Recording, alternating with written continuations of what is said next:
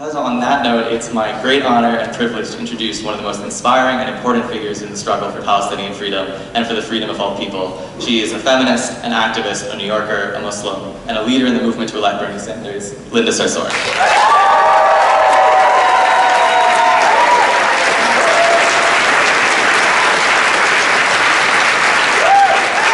What up, Rhode Island? You fired up? Fired up? So I want you to close your eyes just for a second. And I want you to feel the air. Do you feel it? You feel that we're winning? Can you see it? Can you smell it? I do. I feel it so deep in my heart. I am so honored to be here. I mean, these folks on the stage, and particularly the young people, how could we not win with the type of commitment, the type of clarity, the moral clarity, the vision of what is possible, because we can make it possible that you heard here today. How is it? There's no way we're not going to win. You know, throughout this, and I remember this, I was Bernie 2015, 2016. I was one of the first supporters that got up and said, it doesn't matter if you know who this guy is, it doesn't matter who he is. What matters is that he was speaking to the ills, to our broken hearts, to the frustrations of so many Americans around the country. And I wasn't sure if Bernie Sanders could win the first time around. But what I knew that Bernie could do the first time around is that we needed to support a man who is willing to push the Democratic Party to the left. When people say to me, well, you didn't win in 2016, I say to people, no, we definitely won in 2016. Because if it wasn't for those of us and those of you who supported Senator Bernie Sanders in 2016, we wouldn't be talking about Medicare for all. There would be no Green New Deal. There wouldn't be support for cancellation of student debt. There wouldn't be the $15 minimum wage. That was because of the work that we all did. And when I think about this movement, I remember the words of great people. And this quote comes to me often as people try to tell us this is impossible. There is no way that a Bernie Sanders can be the president of the United States of America. I remember the words of the great Muhammad Ali. And so when you hear people using words like impossible, know that impossible is just a word thrown around by small men who find it easier to live in the world they've been given than to explore the power they have to change it. Impossible is not a fact. It's an opinion. Impossible is potential. Impossible is temporary. And impossible is nothing. That's right. So what does a Bernie supporter look like? A Bernie supporter is a Palestinian, Muslim American, Brooklyn born and bred, daughter of immigrants. That's what a supporter of Bernie Sanders looks like. When people say to me, how can it be, Linda, that you are an intersectional organizer, an intersectional feminist? You talk often about representation. You talk about following women of color. How can it be possible that you are supporting Senator Bernie Sanders to be the next president of the United States of America?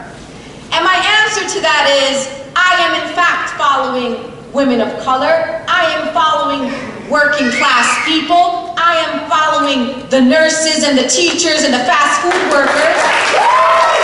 That this campaign that I'm a part of is not about me following Bernie Sanders. It's about being part of the political revolution and the movement that he has helped shepherd in this political climate.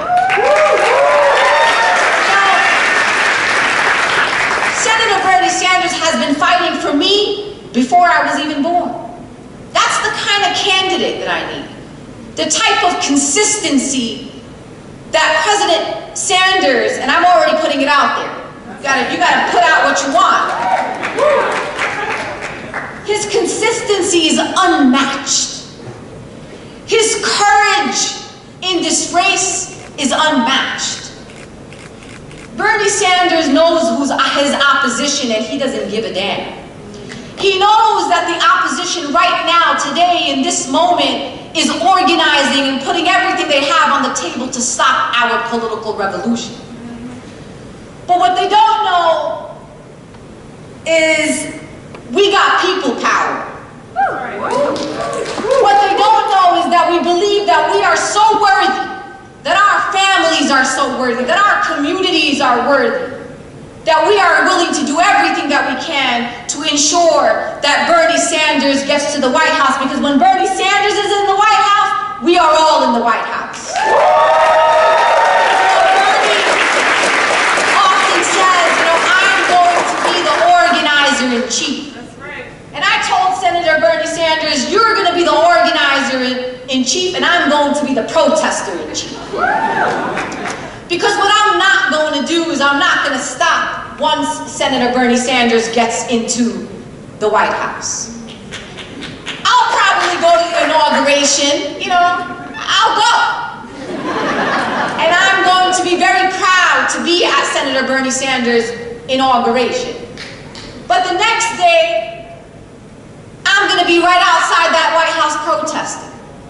Because I know that I need to continue to support Senator Bernie Sanders and ensure that he knows that the movement is going to continue to maintain the political will that it's going to require for us to get Medicare for all, the Green New Deal, and to repeal the horrific executive orders that this administration has put in place. But what I really want us to get out of being here today is we got to normalize these conversations. The opposition, and then when I say opposition, let me be very clear. Because when people say opposition, they say the Republican Party or white nationalists or white supremacists. Of course, those are the clear opposition. And that's what we expect from that type of opposition. And historically, there's always been that type of opposition. What I'm talking about is those who claim to be with us, but are in fact against us. And they'll say things to us like, Bernie's bringing on radical elements of the political left. And our politics are so marginal, like we don't represent the majority of the American people. And they keep using these words, and I want to take back words. Sisters and brothers and family in this room, I have a very radical politics. But what I want to make sure everyone's clear about is that nothing, in fact, that Bernie Sanders is fighting for is radical. Families, there's nothing radical about believing that everybody deserves health care. There's nothing radical about believing that every child in America deserves access to high-quality public education, regardless of the zip code that they live in. There's nothing radical about believing that every child in America in a public school should have universal meals, free meals. Imagine believing that it's radical for us to give a carton of milk and a sandwich and a fruit to children across America. There's nothing radical about believing that every worker in America should have a minimum, let's be clear here, a minimum $15 wage, that no one in America should have to work 2 and 3 and 4 jobs just to support their family. There's nothing radical about believing that LGBTQ people should be able to walk in any space and be in any space and feel safe and secure. There's nothing radical about that. There's nothing radical about believing the land that was supposedly built on religious freedom also applies to Muslims. There's nothing radical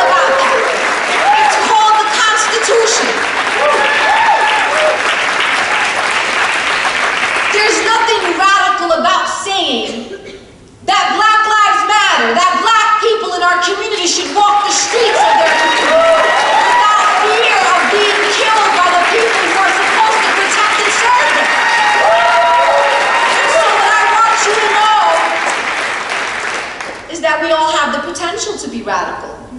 But this is not a radical movement. This is a movement about basic human rights, about believing that we should all be treated with the utmost dignity and respect.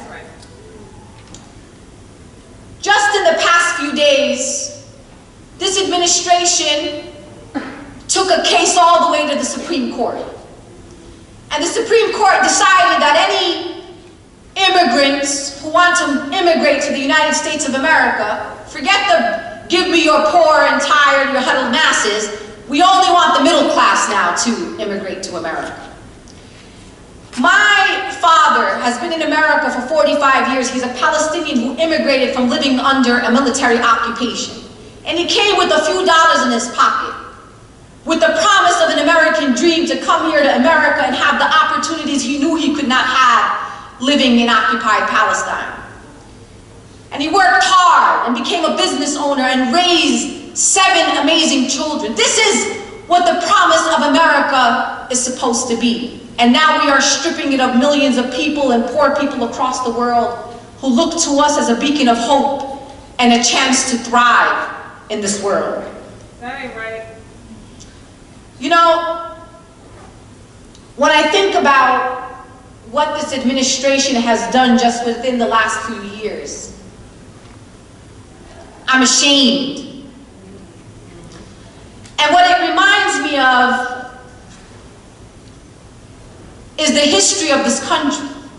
Because oftentimes people will label us and say things like, if you don't like it here, go back to where you came from. Well, I'm from Brooklyn, just to be clear. But you know what they mean. And I say to people all the time, you know, they say to us, well, if you don't like it here, go back to where you came from. If you keep criticizing this country, you're anti-American, you're not a patriot. And I always say to folks all the time, if there was a photo in the dictionary next to the word patriot, it would have my photo next to it. Because a true patriot is somebody who loves their country so much and believes in the potential of these United States of America that they wake up every single day deciding what we're going to do to make this nation truly the greatest nation on earth. That's what a true patriot is. And so, in order for us to move forward and to build this nation that we can all be proud of, we have to know what our history is so we don't repeat our history. And we have to say our history out loud so that it can really be absorbed deep within us, and so that we can stand up loudly and commit to never repeating those types of atrocities again. And so for me, I never forget, as an American, that I live in a country that was founded on the extermination of indigenous people. It's not my opinion. It's not your opinion. This is a fact. We live in a country that was founded on the enslavement of black people. When we talk about mass deportations that have happened, let's remember that we had Operation Wetback, where we mass deported people who didn't cross the border, but the border crossed them. We are a nation that excluded people before we banned the Muslims. When we passed a piece of federal legislation called the Chinese Exclusion Act. We are also a nation that interned Japanese Americans. We rounded up Japanese Americans with their children, some of them toddlers, including former congressman from the state of California, Mike Honda, who's still alive today and can tell you that he was also taken with his family to a camp right on this US soil. We're also a nation, and we talk a lot about this, we talk about, slavery was a long time ago. And we abolished slavery in America. That, in fact, is not true. We just call it something else right now, and it's called mass incarceration. Family, it is not okay for us to live in the United States of America knowing that we hold a quarter of the world's prison population. Imagine with nations like India and China who hold 1 billion people. And in America, we hold 1 out of every 4 prisoner in the entire world. That is modern day slavery. That's right. The prison industrial complex is really one just large conglomerate of corporations making money off the backs of poor people and black people and brown people. It's not okay. We talk about segregation and we talk about Jim Crow. We still practice segregation in America. Our school systems in many parts of the United States, including in a place like New York City, still practice segregation. Housing. Sometimes you can be in a city like Houston and one highway line literally draws the line between the poor people in the projects and multi-million-dollar homes. So not only do we still practice segregation by race, we also practice segregation by class. 2020, in 2020. You know, we watch films like Selma, 12 Years a Slave. We talk a lot about the civil rights movement. We emulate and try to use the words of Dr. Martin Luther King Jr. to inspire us in the work that we do. And we talk about the civil rights movement as if it's in the past, as if it's something that kind of went and gone. Sisters and brothers and family, we are in a civil rights movement right now. A human rights movement. A global justice movement right now. So to be honest with you, I don't in fact care who you would have been at the time of Dr. Martin Luther King and the civil rights movement. The question is, who are you right now? What are you doing right now? What are you willing to sacrifice right now? You know, when Bernie Sanders said this in Queens at the rally with Alexandria Ocasio-Cortez, he said something that people are talking about and using often. And Jen said this, and many folks that came up here said this. Are you willing to fight for somebody that you don't know? That is the movement that we're a part of. I don't need to know a poor, white, working class family in rural Arkansas, but I'm fighting for them. That's right. I don't need to know an undocumented family in fear of deportation in the outskirts of Dallas, Texas. I fight for them too. That's right. I don't need to know the black trans woman in the Western District of Baltimore. I'm fighting for that black trans woman too. That's right. We have probably, or we're in one of the most critical elections of our lifetime. To be clear, I don't believe that we're all going to get free based on one election. What I believe is going to happen in this election is that we are going to win, and we're going to be able to alleviate a little bit of the suffering that has continued to impact the people that we love in our communities.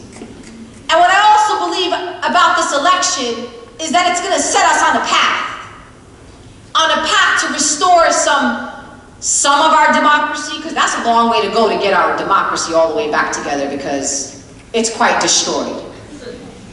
Restore some of our democracy and to put us on a pathway that could take another generation.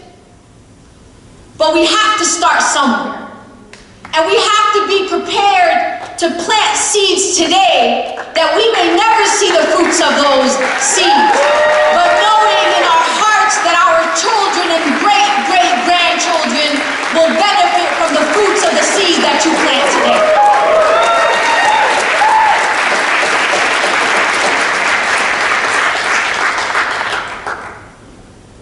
Shameless right now, shameless plug, but it's relevant. I wrote a book, and the title of my book speaks to this moment, which is why I wrote it. And in fact, I wrote about Uncle Bernie in my book. And my book is called We Are Not Here to Be Bystanders. That's right. If you walk down the street and you see homeless people and you just walk right by them and say, well, this is just how it is, you are a bystander. If you're watching people putting up GoFundMes because they can't afford a surgery or to get access to quality health care, and you don't get up and knock on a door or give Senator Bernie Sanders $1, $5, you don't pick up the phone and call somebody and tell them to make the right choice for this election, you are a bystander. We have an opportunity to make history. And I know a lot about making history. Because you already know the saying, and I won't say who the quote is for, but you all probably know. Well-behaved women seldom make history. That's right. And that's why I'm a troublemaker. It's what I do for a living.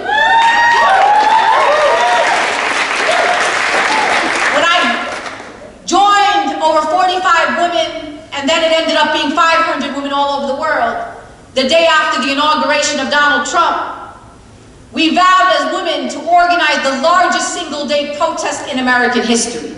And that's exactly what happened. And so in 2017, we also said, marching is not enough. We got to win back that house.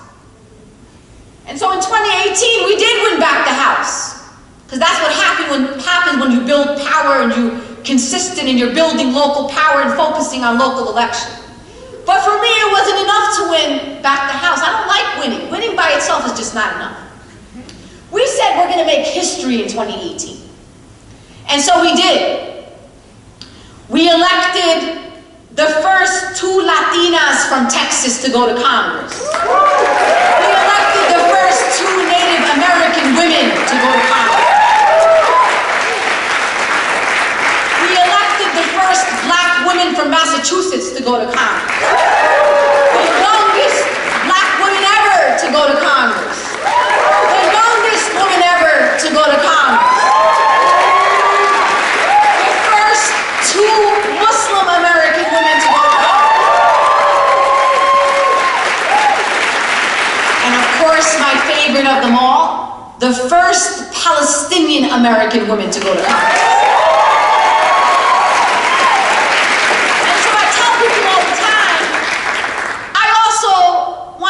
History again in 2020. And the history that we're going to make together is that we're going to elect the first democratic socialist to go to the White House. But that's also not enough. Sisters and brothers and family, at a time of startling rise in white nationalism and anti-Semitism, imagine us together electing the first Jewish American president that this country has ever seen.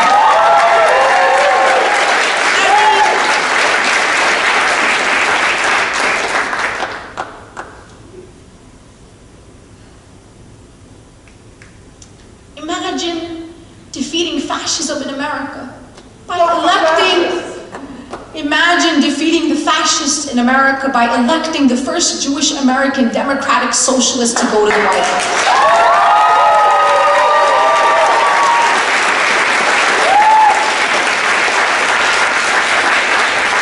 My God, what a story that we're going to tell to our grandchildren. And I want to be a part of that story, and I know that all of you want to be a part of that story. When Bernie Sanders says,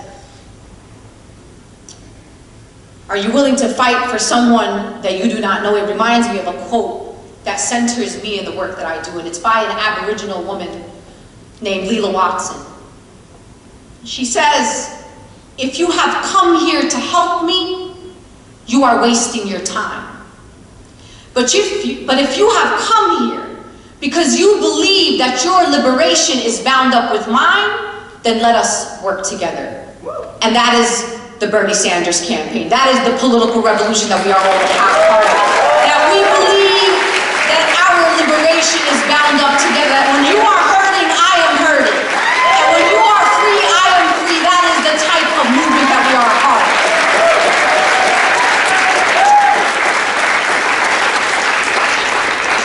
gotta stay focused. We gotta stay focused. There's a lot of people trying to mess our vibe. And then we're trying to text our friends across the country to vote, and then people start trolling us online and start telling us who we are and what we stand for. We know what we stand for. It is very clear what we stand for. We don't need to defend our platform. They need to defend theirs and their choice in candidates. My candidate is clear where they are. My candidate voted against all of Trump's military budgets.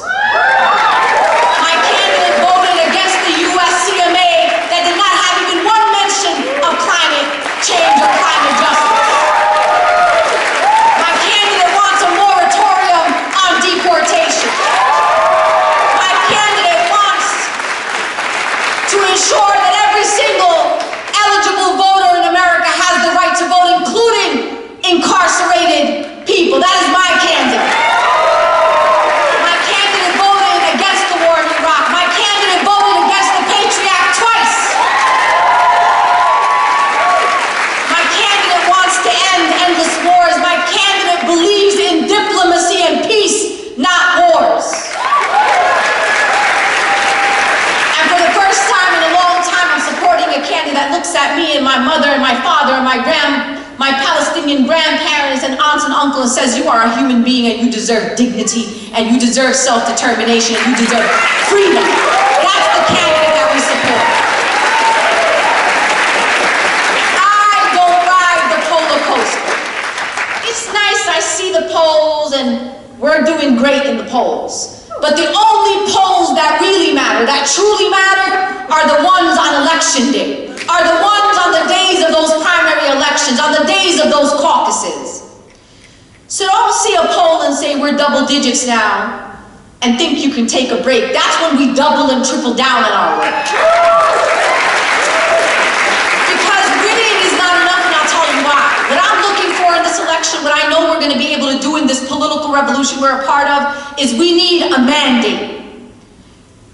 Winning by 1 percentage point is not going to be enough. We need to ensure that the political establishment, the Democratic establishment, and everybody who's going to do everything they can to take this nomination away from us, know that we are the overwhelming majority, and that we are a movement that is enthusiastic, that we are committed, and we are able to sacrifice our time, sacrifice our money, sacrifice time with our families, because we are worthy of a Bernie Sanders administration. So, I would never ask you to do things that I myself would not do. I went to Iowa and I'm from New York City and I understand what it means to say that the weather is cold.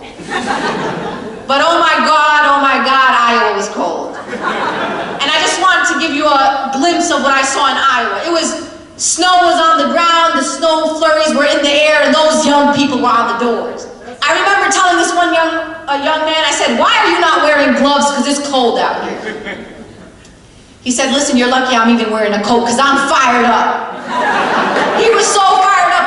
The compassion, the commitment gave me so much hope. And I said, if we got people like you on this campaign, how can we not win? So please sign up, get on a bus, go to New Hampshire. If you want to go to future Super Tuesday states, going to states after that on March 10th, I mean, I'm going to be in Michigan because we're going to sweep Michigan. That's where I'm from New York, but my people that I love are in Michigan. So anyway, I'm honored, I'm humbled, I'm fired up. I can't wait to win with all of you. I can't wait to be able to record this in the history books and to say that we together elected Senator Bernie Sanders to be the best president that this country has ever seen. Have a great night.